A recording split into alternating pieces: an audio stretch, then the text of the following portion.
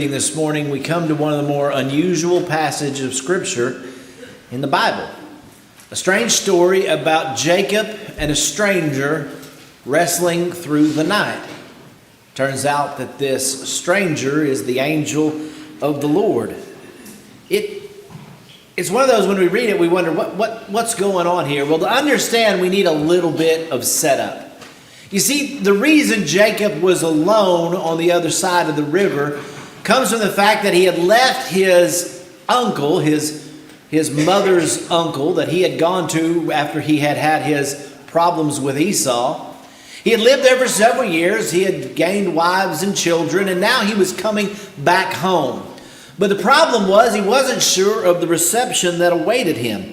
In fact, in Genesis 32, verses 6 and 7, it says that we have come to your brother Esau, and furthermore, he is coming to meet you with 400 men with him. And Jacob was distressed, made greatly afraid and distressed. He divided his people with him, the flocks and the herds and the camel, into two companies. Coming home, he knew there might be a problem because when he had left, Esau had vowed to kill him. And the only thing that kept that from happening is Jacob ran far enough away that Esau couldn't get to him. And now that he's coming home and he hears that Esau's coming with a whole lot of men, he's nervous. He divides his group into two companies with the idea if he attacks one, the other can escape. He's unsure. He cries out to God in chapter 32, verse 11. Deliver me, I pray, from the hand of my brother, from the hand of Esau, for I fear him, that he will come and attack me and his mothers and his children. Jacob has a plan. He begins to send his people, his groups in waves, one after the other. And anytime they get to Esau, they're to say, oh, look, we're bringing you these gifts, to see if that will slowly wear him down, maybe take away his anger. In verse 20, they were to say, behold, Jacob is behind us. I will appease him with the presents that go before him. He's trying really hard to settle down this person that he's angered. And he does so, and you can kind of tell what's most important to him. Because he sends his stuff, and then he sends his family, and then finally his wife and his children, and he's the only one left on the other side of the river. Verse 22 and 23, we see him waiting that night. It's the typical Jacob. It's how he works. Jacob always had a plan. He always had a scheme. He always had something he was trying to do to manipulate the situation. And his setup to get his brother to calm down is no different. His scheming is what got him in this mess in the first place. His first scheme was to steal his birthright from his brother. One day when his brother comes back from the field famished, thinking he's about to die if he doesn't get something to eat, Jacob shrewdly says, well, I'll give you something if you sell me your birthright. Esau was impetuous. He was a godly. He didn't think things through. He was greedy, and he just took what was in front of him rather than what was in the future. And Jacob is able to con him out of his birthright. Then years later, when it's time for his father to die and he's going to give his official blessing to them, this blessing that would almost be like a will, a ceremony that would give away what he plans to do for the future. He plans to bless Esau because Esau's his favorite. He sends him out to hunt some game and to bring him one last great meal. But when Jacob's mother hears of it, she has plans of her own. And her and Jacob come up with a scheme. He'll pretend to be his brother. He'll cover himself in furs so he'll feel like his brother, who was a hairy man. He'll smell like him, and for his father, who can't see anymore, the con works. He comes in and brings him this stew that he desires, lies to him and says that, oh, God gave it to me quickly, pretends to be his brother, and steals Esau's blessing. That's the whole reason he had to run in the first place. But when he gets to his mother's family, he finds as good a con man as him, a man by the name of Laban. Laban knew how to pull a scheme as well, and when he sees that Jacob's in love with one of his daughters, he offers to give him his marriage, but then he switches the daughters. And then also to get that one that he wanted, he has to work for double the time. And so he ends up working for Laban, and Laban has basically got some free labor, and he's able to do whatever he wants to Jacob because, well, he's got his wives. But Jacob always has a scheme, doesn't he? And he decides to make a deal with him that he'll take all the spotted, he'll take all the speckled, he'll take all the dark lambs, and all the pure white ones would go to him. But Jacob comes up with this scheme where he breeds the animals in such a way, he uses some techniques to make sure that the best ones go into his flock and the worst ones stay with Laban. Now, it was a scheme that didn't make a lot of sense. Modern genetics tells us that wouldn't have worked, but it only works because God makes it happen. But in this little scheme that he has, he's able really to get the best of the flock. And that's why he's leaving, because he knows he's made an enemy of Laban's other kids who look and say, wait, Jacob's come in and taken all the best stuff. And before they can get too mad and do something to him, he decides to run out and to go back to his home. So he's made the people where he left mad. He's made the people where he's going mad. He seems to make everybody mad. Which brings us to the night he wrestled with God. I don't know what started the fight. I don't know if this man came upon him and Jacob just assumed that this guy was probably a spy or someone sent to capture him. Maybe he thought his brother was worried that he was going to sneak out the back door, so he sent one of his best troops to go get him. Maybe it was just a weird situation. Jacob had been in those before. We know that when he first left Esau, that as he was fleeing away in Genesis chapter 28 and verses 11 through 12, he fell asleep that night on a stone with a stone for a pillow and had a dream. A dream of a ladder that went into heaven, and the angels were coming and going upon it. In this dream, he is revealed by God in verse 15 that, behold, I am with you, and wherever you go, I will bring you back to this land, for I will not leave you until I have done what I have promised. Isn't it interesting? All his scheming, all his things, now he's coming back to that land, a land that God had said, I'll bring you back to, I will bless you and bring you back to, and I will take care of you. But what's he worried about? What's Esau going to do to me? It's funny because he knew the promises of God. What did God promise him in verse 15? I'm with you and will keep you wherever you go and bring you back to this land. He knew that all his scheming really wasn't what got him ahead. If you go back to Genesis chapter 31 and verses 11 through 12, he admits to his own family that hey, an angel of the Lord spoke to me and said, I lift up your eyes and I see all the male gawks which are mating and striped and speckled, for I have seen that Laban has been doing to you. God says to him, I know you're running this scheme, but it's me who's taking care of you. It's me who's made your flocks grow. It's not all your scheming. It's not all your bits. It's because I'm blessing you. Jacob knew it in this situation. In Genesis 32, 9 and 10, as he's praying that prayer to God about Esau, what we saw earlier, he's worried, Esau's coming after me. But he says in verse 9, he says, O God, my father and Abraham and my father Isaac, you said to me, return to your country and to your relatives, and I will prosper. For I am unworthy of your loving kindness and all your faithfulness which you have shown to your servant. Which my staff I have crossed this Jordan, and now I have become two companies. Jacob knows the promises of God. He knows that, and through all these things, it hasn't been because Jacob's been so clever and because he's been able to sneak out of these situations that he's been blessed. He knows it's all come from God, yet he's still scheming and he's still fighting. Years ago, I was going to the church building one day when we had a big snowstorm. And it was still in the middle of that snowstorm. And I went up to the building, this was in Lawton, to check on and make sure everything was okay. And by the time I got up there, it really started coming down. But there were some people who were sitting in the parking lot. And I went and talked to them, and they said, we went to the store and we couldn't get out. And our car is low and it can't get through this snow and we don't know what to do. Well, I had a Jeep at that time. It was a 4-wheel drive. And I said, hey, I'll take you home to make sure you get home. And that really was a bad idea because it got worse. So as I'm driving these people across town, we're going down the road that leads to their house, and the snow is blowing so hard that I can't even see where the road ends and the ditch begins. And I pull off and I hit that ditch and I get stuck.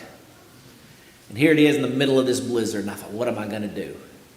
Well, it just so happened that one of the neighbors was there, and he had his tractor out, and he was starting to clear the driveway and the road to keep it from getting too bad. And he came up to me and he said, you need some help? And I said, yeah. He said, well, I don't have a rope. I said, well, I do. Can you pull me out of the ditch? He said, sure. So we hooked my Jeep up to his tractor and he began to pull. And when he did, I put the thing in low drive and I turned the wheels and I began to gun the engine and try to pull myself out as he was pulling me. And we weren't getting anywhere. Every time he'd go, we'd just hang there. So finally the guy stopped his tractor, he got out and he walked up and he knocked on my window, and I opened up the window and he said, look, he said, you're fighting against me. He said, every time I'm trying to pull you one way, you're trying to drive the other way, and we're just stretching this thing out. He said, just put it neutral and let me pull you out. So I did. And in one little move, shoot, right out of the ditch, no problem whatsoever. I thought to myself, how dumb am I? I knew I needed this guy's help. I was stuck. But the minute he started trying to pull me, what did I do? I tried to help. And my help was doing everything wrong. That's Jacob. That's what this story is about. When Jacob is wrestling with this angel of the Lord, when he's wrestling with this man, he has no idea what's going on. He knows what God has promised him. He's prayed to God for this deliverance, but now he's fearful. He's scared. He's doing everything he can. He's coming up with every scheme that he can. Why? Because he's trying to help God get him out of this situation. God really doesn't need his help. But Jacob still fights with him. And he wrestles with him. And even when it comes to daybreak, he's still fighting. Even when the angel reaches and touches his leg so that it comes out of socket and he's in an immense amount of pain, what does he do? He keeps fighting. Finally, the angel says, what am I going to have to do to get you to stop? He said, well, give me your blessing. The angel says, let me change your name. See, the angel was the representative of God, and God was speaking to him here. He said, no longer will you be called Jacob, but you'll be called Israel. Why? Israel literally means he who fights with God, he who struggles with God. And the significance there is what Israel would be. You see, Jacob would become a great nation. He would be fulfilling the promise that was given to Abraham, that he would become a great nation, and that through his descendants the whole world would be blessed. You see, Israel would be that means which God would bring his Savior, the Messiah. And Israel still would represent this name of God's people. The church would be referred to as Israel. But it's not a name that says the faithful or a name that says the good. It's a name that says those who fight against and fight with God. He who struggles against God. Sometimes we need to let go and let God do his thing. How good are we at relying on the promises of God? Oftentimes we profess faith in God, but do we truly trust him? We say we want God to do something, but we don't ever stop and let him work. We don't ever listen to him and follow what he says. We have our own ideas, our own schemes, our own plans, and we expect God to work the way we're working. Instead of stopping and trusting and letting God shepherd us, guide us, lead us. Do we try to help things along with our own schemes? We assume that God is there, but we've really got to do things in order to make it happen. Let me give you two examples from the New Testament. First one is Romans chapter 12 and verses 19 through 21. It says, never take your own revenge, beloved, but leave room for the wrath of God. For it is written, vengeance is mine, and I will repay. But if your enemy is hungry, feed him. If he is thirsty, give him drink. In doing so, you will reap burning coals on his head. Do not be overcome by evil, but overcome evil with good. Notice what this passage tells us. Leave room for the wrath of God. Don't get in his way. Got to do something about it. Right? When the person attacks us, when someone has done something against us, our tendency is, well, I've got to get back to him. What's the Bible tell us? Leave it alone. God will take care of it. Vengeance is his. His judgment is sure. You go do good. I don't care that it's your enemy. Do good to him. And in doing good to him, you're actually going to do something to him that's far worse. Don't be overcome with evil, but overcome evil with good. But how many times do we fight with God? When somebody wrongs us, well, we got to put them in their place. We got to talk bad about them. We got to insult them. We got to let everybody know how crummy they are. Maybe we got to do something ourselves against them. We can't let that thing go, can we? I mean, think about it in our world today. We have to give as good as we get. Well, I know that these people did that and we didn't like it. Well, now that we can do something to them, we're going to show them. What does the Bible tell us? Leave room for the wrath of God. Don't be overcome by evil, but overcome evil with good. Are we fighting against God? Is God trying to pull us into something better, but we're so sure you got to do it our way? Look at a second example in Hebrews chapter 13. In verses 5 through 6, we're told, be sure that your character is free from the love of money. Be content with what you have, for he himself will say, I will never desert you. I will never forsake you. So that we will confidently say, the Lord is my helper. I will not be afraid. What will man do to me?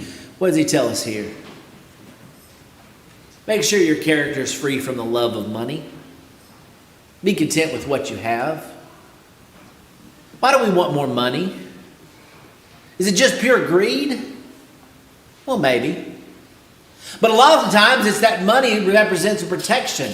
It represents safety. It represents control. If we have enough, then, well, we can do what we want to do, when we want to do it, and how we want to do it. To protect our money, we'll give up a lot of things, right? We'll humble ourselves in order to make it, right? We'll change who we are in order to keep it. We wouldn't lie. We wouldn't cheat. We wouldn't steal except there's enough money in it. He warns us, let your character be free from the love of money. Why? Because God said, I'll take care of you. I'll never forsake you. I'll never abandon you. But how many times for money have we given up our good character? In order to get a little bit more, we've made a little less of ourselves. And we justify it, right? Well, we got to have money. Got to make a living. We'll abandon the Lord. I just can't be. Can't do. Job's too important. Is it maybe because we're letting our money control us? How many churches have accepted false teaching? Why? Well, we upset some people. They may leave, and that hurt the budget. How many times we make our decisions not by what is best for us spiritually, but for what's best for us financially? Are we fighting against God? Are we thinking that money is a better protector than God is?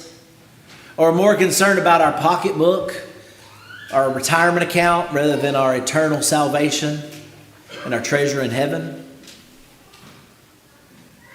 You see, sometimes we fight against God because we think there are things that we need to do that God has said He'll take care of. There are things that we get so bothered and concerned about instead of knowing God has given us a promise if we follow Him. Maybe we're a lot like Jacob, Israel, and we're wrestling with God. God has said He'll take care of us. God has said He'll provide for us. God has said, listen and obey, and we're just sitting there fighting against Him while He's trying to pull us out of the ditch. And we think we're being helpful, but what we're really doing is wrestling against Him. Jacob knew it wasn't because he was so special and he was so good that God was doing this for him. He knew it because who God was. But how many times do we think that God only loves us and God only cares for us because of what we do? How faithful we are. What everybody thinks about us. That's what drives us. Instead of stopping and saying, what does God want me to do? What has God told me? Because it's interesting, because even though he fought against him, God still blessed him. God still took care of him. You would think that, after spending the night wrestling with him, he'd be tired of him and I'm done with you, Jacob. God knows who he was, and he knows who we are. He knows our struggles, he knows our fears, he knows our wants, and what he's trying to get us to do is to quit fighting with him and start listening to him. Because he gives us the way, and he gives us the promise, and he tells us what we need. If we'll just quit fighting with him and start following him. Maybe today you're fighting with God. Maybe you're fighting with yourself, saying, well, I can do it on my own. Well, I think this is the way that God needs to say me. This is the criteria that God needs to have, when what he's asking you to do is listen and obey. Well, I wouldn't do it like that. Well, God's not you. What God needs us to do is to listen, to follow, and to obey. Maybe today you need to take a step in that right direction. The step that leads to salvation, the steps that Jesus says we must do. It starts in belief. A belief that takes action, a belief that follows, a belief that says I can't do it my own way. I have to change my ways and listen to him. I have to give up those things that maybe protect me, those things that make me feel better in order to follow his path. By making that confession, by making that change, by making that commitment. Maybe as a Christian we find ourselves still struggling because we're still trying to do it our own way. God has a way, God has a plan. He doesn't need our input. He just needs us to listen and obey. Today, if you're subject to the invitation, today if you're tired of fighting that fight, today if you're needing to put your faith in God, maybe today is a day where you stop fighting back and start listening and obeying. Giving your problems, giving your concerns to God, and knowing that he'll take care of you. Because if we let him, he'll bless us. But if we fight with him, we don't have much of a future. If you're subject to the invitation, we offer you a chance to let that need be known right now while we stand and sing.